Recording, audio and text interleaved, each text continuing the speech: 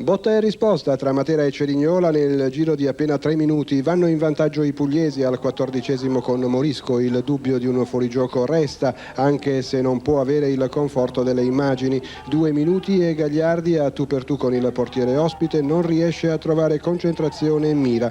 Perfetta invece l'esecuzione di Tataru, che di testa al 17° beffa Cagnazzo e riapre la gara.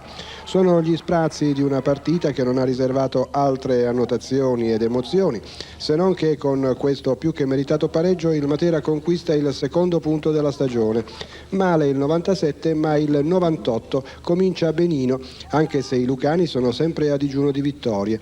Contro il Cerignola la giovane formazione biancazzurra non ha assolutamente demeritato.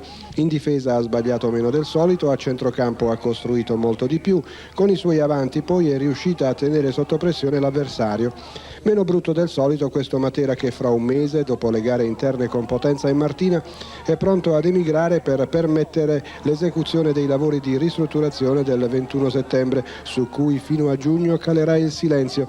Prove generali già in corso da tempo, oggi 11 i biglietti venduti.